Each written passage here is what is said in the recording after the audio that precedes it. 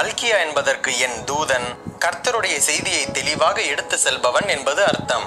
இந்த தீர்க்கதரிசியை பற்றி பழைய ஏற்பாட்டில் வேறு எந்த இடத்திலும் சொல்லப்படவில்லை என்றாலும் இந்த புஸ்தகத்தில் அவரது குணாதிசயம் நன்றாக வெளிப்படுகின்றது. அவர் சிறையிருப்புக்கு பின்பாக இருந்த யூதாவில் வாழ்ந்த பக்தியுள்ள யூதன். நெகேமியாவின் காலத்தில் வாழ்ந்தவர்.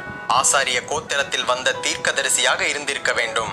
உடன்படிக்கைக்கு உண்மையாக இருக்க வேண்டும் என்ற அவரது தீவிரமான திட நம்பிக்கை, மாய்மாலம் மற்றும் அசட்டையும் நிறைந்த ஆராதனைக்கு அவர் காண்பித்த எதிர்ப்பு, விக்கிரக ஆராதனையையும் விவாகரத்தையும் கர்த்தருடைய தசம பாகங்களையும் காணிக்கைகளையும் மக்கள் வஞ்சிப்பதையும் எதிர்க்கும் அவரது குணமும் தவறாத உண்மையும் தேவனிடத்தில் ஆழமான பக்தியுடைய ஒரு மனிதரை நமக்கு சுட்டி காட்டுகின்றன. இந்த புஸ்தகம் சில விஷயங்களை நமக்கு தெளிவாக அறிவிக்கின்றது.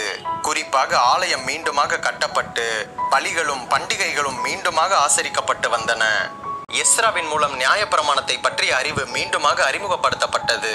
இவற்றின் பின்பு ஆசாரியர்களிடத்திலும் மக்களிடத்திலும் பின்வாங்குதலின் அனுபவம் காணப்பட்டது. குறிப்பாக கர்த்தருடைய நாள் அகங்காரிகளுக்கும் அக்கிரமம் செய்கிறவர்களுக்கும் அது நியாய தீர்ப்பின் நாளாக இருக்கும் என்றும், நீதிமான்களுக்கு அது வெற்றியின் நாளாக இருக்கும் என்றும், தேவ மக்கள் மத்தியிலே பிதாக்களுக்கும் பிள்ளைகளுக்கும் இடையே உள்ள உறவில் இயற்கைக்கு அப்பாற்பட்ட ஒரு மீட்பு அந்த நாள் வருகிறதற்கு முன்பாக உண்டாகும் என்று எடுத்துரைக்கின்றது.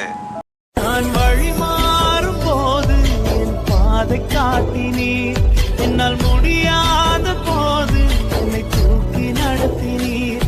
நான் வழி மாறும் போது என் பாதை காட்டினீர், என்னால் முடியாத போது என்னை தூக்கி நடத்தினீர். என்னை விட்டு கொடுக்காதவர், என்னை நடத்துகின்றவர், என்னை பாதுகாப்பவர், என்னே சனிரே.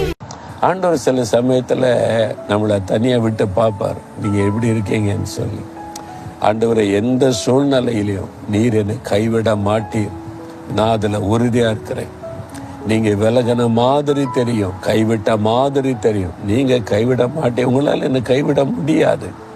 எனக்காக உயிரே கொடுத்த முடிய பிள்ளையாக்கி இருக்கிறீங்க, என்னை எப்படி கைவிடுவீங்க அப்படின்னு சொல்லும்போது அவருடைய உள்ளத்தில் ஒரு மகிழ்ச்சி வரும் பாருங்க. என் பிள்ளை என் மேலே எவ்வளோ பெரிய விசுவாசம் வைத்திருக்கிறான்னு அதை பார்த்து அவர் சந்தோஷப்படுவார். அதனால நீங்கள் என்ன சொல்கிறீங்க?